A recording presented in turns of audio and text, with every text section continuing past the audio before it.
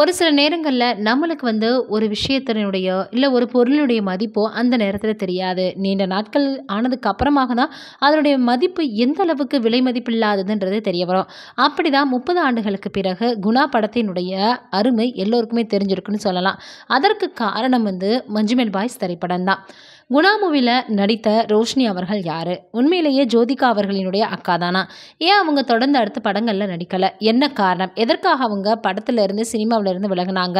அப்படின்ற முழு விஷயத்த தான் நம்ம இந்த வீடியோல போய் பார்த்து தெரிஞ்சுக்க போறோம். வாங்க வீடியோக்குள்ள போகலாம். 1991ல ரிலீஸ் ஆன திரைப்படம் தான் குணா. இதுல ஹீரோயினாக ரோஷினி அவர்கள் நடிச்சிருப்பாங்க. அபிராமி அப்படின்ற கதாபாத்திரத்துல நடிச்சிருப்பாங்க. மறுபடியும் இப்ப பார்த்தீங்கன்னா, அப்ப வரவேற்ப பெறலனாலும் மீண்டும் அது வைரலாகிறதுக்கான காரணம் மஞ்சுமெல் பாய்ஸ் திரைப்படம் தான். அதில் கண்மணி அன்போடு அப்படின்ற பாடலாக இருக்கட்டும், இல்லை மற்ற கதாபாத்திரம் அதே போல் பார்த்தோன்னா இன்னும் நிறைய விஷயங்கள் அதில் இருக்குது. கதையாக இருக்கட்டும், கமல் அவர்களினுடைய கதாபாத்திரமாக இருக்கட்டும், ஹீரோயினுடைய கதாபாத்திரம் எல்லாமே பார்த்திங்கன்னா ரொம்பவே அழகாக இருக்கும். இந்த ஒரு படமே 100 படத்திற்கான சமத்தை பார்த்திங்கன்னா அந்த ஒரு படத்தினுடைய கதையை கொடுத்துருச்சுன்னு சொல்லலாம். அவங்க ஒரு தேவதை மாதிரி தான் ரோஷினி அவர்கள் கமல் அவர்களினுடைய கண்களுக்கு தெரிஞ்சிருக்காங்க. இப்போ நிறைய பேர் பார்த்தோன்னா இந்த படத்தை கொண்டாடி வந்துட்டுருக்காங்க. மும்பையில் தான் பார்த்தோன்னா ரோஷினி அவர்கள் பிறந்திருக்காங்க. ஸ்கூலிங் எல்லாமே அங்கே தான் முடிச்சிருக்காங்க. ஹிந்தி தான் அவங்களுக்கு தெரியும், தமிழ் தெரியாது. கதகளி, குச்சிப்புடி அப்படின்னு பல விதமான நடனங்கள் அவங்களுக்கு தெரியுமா. ஸ்கூலில் கல்ச்சுரல் அப்படின்னாலே இவங்கள தான் கூப்பிடுவாங்களா. ரொம்பவே கிரேஸ்ஃபுல்லான டான்ஸர் அப்படின்னு சொல்லலாம்.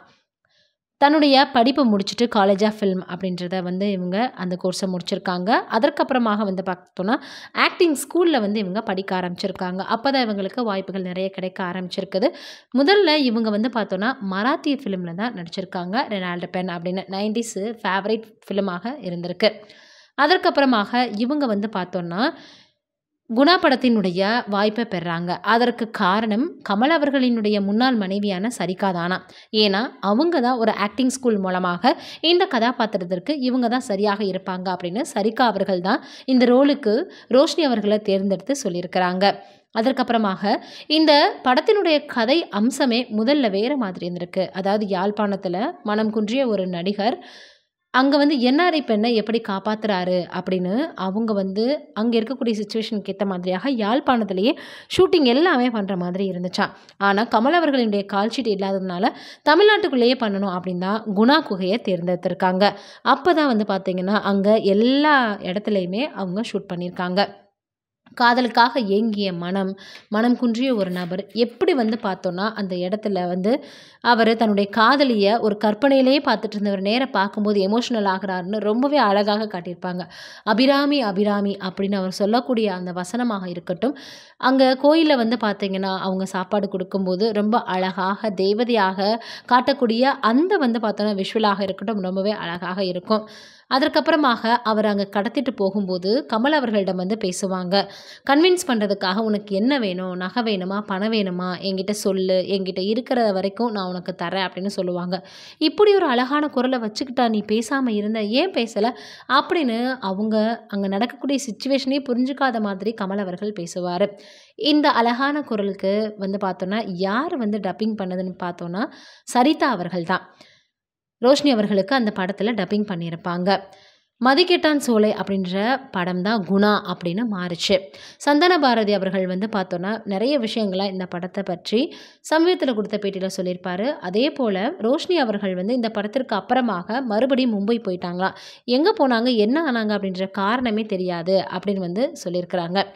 இதற்கு இடையில ஒரு விஷயம் சொல்லப்பட்டுச்சு. என்னென்னா சரிகா அவர்கள் இப்படி ஒரு மராட்டிய நடிகையை அறிமுகப்படுத்திட்டு பொம்மை போல் நிற்க வச்சா எனக்கு என்ன மரியாதை, அவங்களுக்கு என்ன மரியாதை அப்படின்ற மாதிரி சொன்னாங்களாம். ஒருவேளை கமல் அவர்கள் பார்த்தோன்னா தன்னுடைய கதாபாத்திரத்தை விட வேறு யாரும் ஸ்கோர் பண்ணிடக்கூடாதுன்னு டார்ச்சர் பண்ணாரோன்னு கூட பலரும் பேசினாங்க. ஆனால் கமல் அவர்கள் எப்போவுமே தான் கூட நடிக்கிறவங்க மேலே வரணும் அப்படின்னு தானே ஆசைப்படுவார். எப்படி இதெல்லாம் சரியாக இருக்கும் அப்படின்னு பலரும் சொன்னாங்க. இதையெல்லாம் எல்லாரும் ஒரு பக்கம் வச்சாலும் கூட எதற்காக அவங்க அடுத்து நடிக்காமல் போயிட்டாங்க அப்படின்ற மாதிரியாக பார்த்தோன்னா எல்லோருமே கேட்டு வந்துட்டுருக்காங்க. இவங்க ஜோதிகா அவர்களுடைய அக்கா ரோஷினியா அப்படின்னு சிலரும் சமீப காலமாக சொல்லி வந்துட்டுருக்காங்க. அதாவது மஞ்சுமெல் பாய்ஸ் வந்ததுக்கு அப்புறமாக இந்த நடிகை யார் அப்படின்னு தேடி பார்த்ததில் அவங்க ஜோதிகா அவர்களுடைய அக்காவான்னு கேட்குறாங்க. ஆனால் ஜோதிகா அவர்களுடைய அக்கா ரோஷினி வேறு, இங்கே குணா படத்தில் நடிச்சிருந்த ரோஷினி வேற, அந்த கதாநாயகி கிடையாது அப்படின்ற மாதிரி எல்லோருமே இப்போ வந்து சொல்ல ஆரம்பிச்சிட்டாங்க. தொடர்ந்து வந்து பார்த்தோன்னா, நிறைய வரவேற்பு பெறக்கூடிய ஒரு படம். அது வந்த சுவடே தெரியாமல் போயிடுச்சுன்ற அளவுக்கு அந்த நேரத்தில வந்து பார்த்தீங்கன்னா, வரவேற்பு பெறாமலேயே போயிடுச்சு. உண்மையிலேயே இது போல நிறைய படங்கள் வந்து அந்த காலத்தில வந்து பார்த்தோன்னா, ரிலீஸ் ஆகும்போது வரவேற்பு பெறது கிடையாது. ஆனா, அடுத்தடுத்து வந்து பார்த்தீங்கன்னா, அந்த படம் ரொம்பவே மக்களாலேயே கொண்டாடப்படும்.